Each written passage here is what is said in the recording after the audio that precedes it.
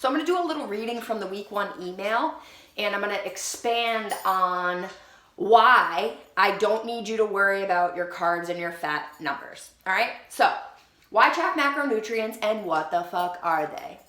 Protein, carbohydrates, and fats are macronutrients, aka macros.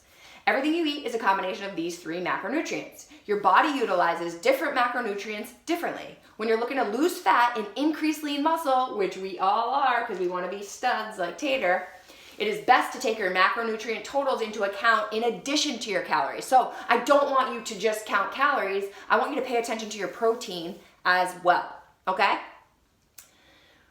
Your macronutrient totals multiplied by their energy density equals your caloric intake for the day. All right, now, I don't think that people are getting this part of it. If I took 1 gram of protein, that equals 4 calories. So if I had to hit 100 grams of protein, that would take up 400 calories, okay? So if I had 1 gram of carbs, that's 4 calories. So same thing. 100 grams of carbs is 400 calories. And then we have fat. Fat has 9 calories, all right? So if I had 100 grams of fat, that would be 900 calories. So when I give you these ranges of the macros, I say your low end of protein is going to be 0.7 grams times your body weight, all right? So protein, 0.7 grams, or all the way to 1 gram, but we talked about the whole constipation thing. And then we have carb range, 100 to 225. You're only going to do like the 225 to 300 if you were like a power lifter, which none of us are. And then we have this range of fat. I don't want you going below 40, but 80 is more on the higher end. Now, basically, you pick your carb or your fat preference. So do you like carbs better? Do you prefer to eat carbs? And do they keep you satiated? Then eat more carbs.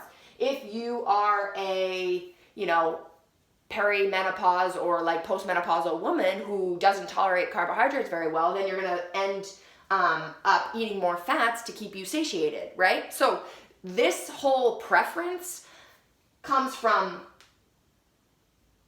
choosing your carbs or your fats, right? So if I give you protein and I give you calories, protein, carbs, and fats equals calories, right?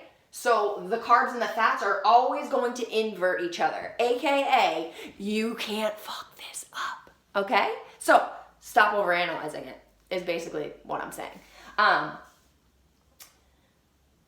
Protein's super important because our bodies cannot make it on our own. Protein helps us stay fuller longer and can level out hunger signals as well as prevent cravings. Protein takes longer to digest, which provides a slight thermogenic effect, or it can constipate you. So you want to watch that range. And we talked a little bit about just like gut health, if eating fermented foods, getting a squatty potty, all of these things.